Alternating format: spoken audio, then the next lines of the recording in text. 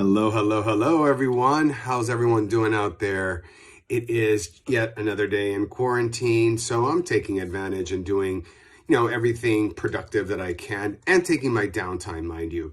But you're not here to hear about that. You are here to hear, God, that's a tongue twister, about chapter 7 of my new book, #Are You Here Yet? How to STFU and Show Up for Yourself. Now, chapter 7 happens to be one of my favorite chapters because it talks about surrender. And in this chapter, I use the story of Dorothy from The Wizard of Oz as an example of surrender. I'm not going to tell you it here because that would be spoilers and then you wouldn't want to buy the book.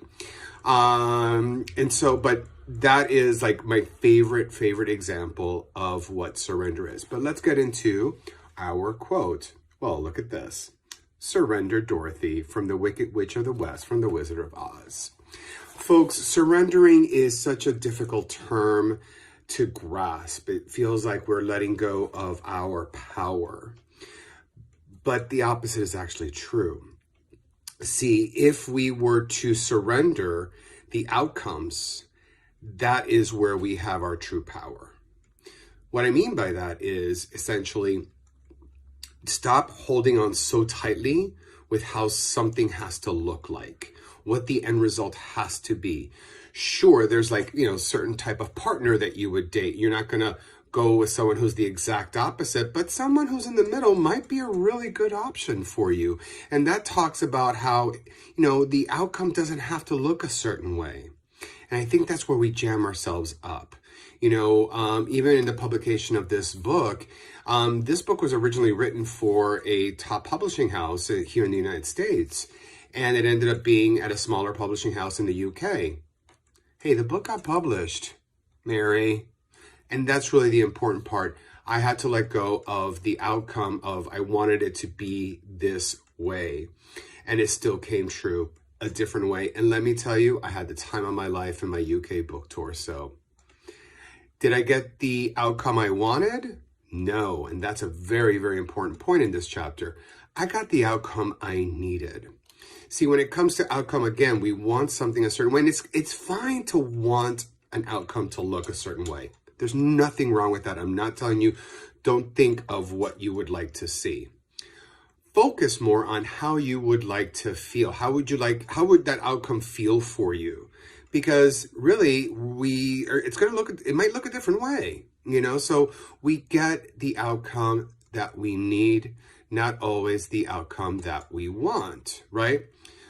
But we get all jammed up because there's all this unknown, If Frozen 2 would have been out, I probably would have used Into the Unknown and Elsa's Journey in this chapter.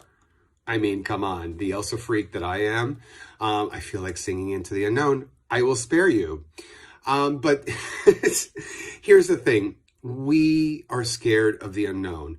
Right now, during this coronavirus quarantine, there's so many unknowns, right?